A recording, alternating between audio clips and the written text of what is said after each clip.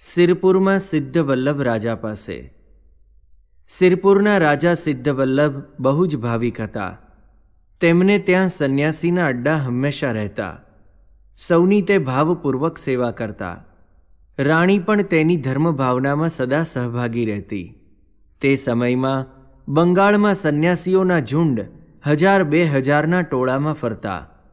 અનાવૃષ્ટિ, અતિવૃષ્ટિ અને પૂરના તાંડવથી પૂર્વ બંગાળનો ઘણો ખરો ભાગ આર્થિક દુર્દશામાં હતો. આ પરિસ્થિતિને લઈ હથિયારબંધ સંન્યાસીઓના ટોળા જ્યાં જતા ત્યાં લૂંટ ચલાવતા, ત્રાસ વર્તાવતા અને જમીનદારો તથા નાની ઠકરાતોને તોબા પોકારાવતા. ગામડાના ગામડા તારાજ કરી નાખતા. લોકોને તેમનો અસહ્ય ત્રાસ લાગતો.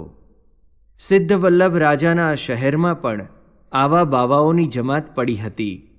કેટલાક નાગા, કેટલાક વ્યસની, કેટલાક ફેલી, કેટલાક મંત્ર અને તંત્ર વિદ્યા જાણનારા.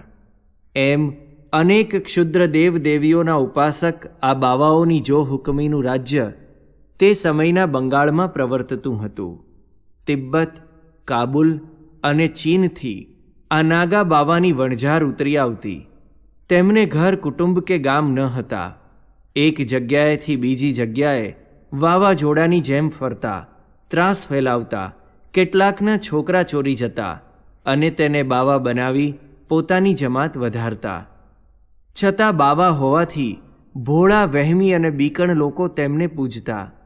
સિદ્ધવલ્લભ આ જમાતને સંન્યાસી જાણી આવકારતા. તેમની આગતા સ્વાગતા કરતા, સ્વાદુ ભોજન જમાડતા અને રોજ તેમના દર્શને પણ જતા. બાવાઓને આ ફાવી ગયું હતું. તેથી સિરપુરમાં તેમના અડ્ડા ઝાઝો સમય રહેતા. નીલકંઠ વર્ણીને જોઈને જ રાજાનું ચિત્ત તેમના પ્રત્યે ખેંચાયું. તેને આ સાધુ કાંઈક જુદા જ દેખાયા.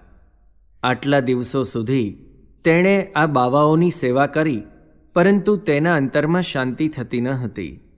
નીલકંઠ વર્ણીના દર્શનથી જ તેની સર્વે વૃત્તિઓ શાંત થઈ ગઈ. તેને આ અનુભવ અદ્ભુત લાગ્યો. નીલકંઠ વર્ણીની કૃશકાયામાં તેને તપ દેખાયું. ખાઈ પીને મસ્ત થયેલા બાવા વચ્ચે આવી ગયેલા આ સાધુમાં તેને સાધુતાના દર્શન થયા. તેણે તેમનું સન્માન કર્યું, પરંતુ સન્માન કે આવકારના નીલકંઠ વર્ણી ભૂખ્યા ન હતા. તે તો રાજાનો ભાવ, તેના પૂર્વ સંસ્કાર જોઈ અહીં તેનું કલ્યાણ કરવા આવ્યા હતા. રાજાને ખબર પડી કે નીલકંઠ વર્ણી તો કોઈ જગ્યાએ જાજુ રહેતા નથી. તેથી તેમણે નીલકંઠ વર્ણીને પ્રાર્થના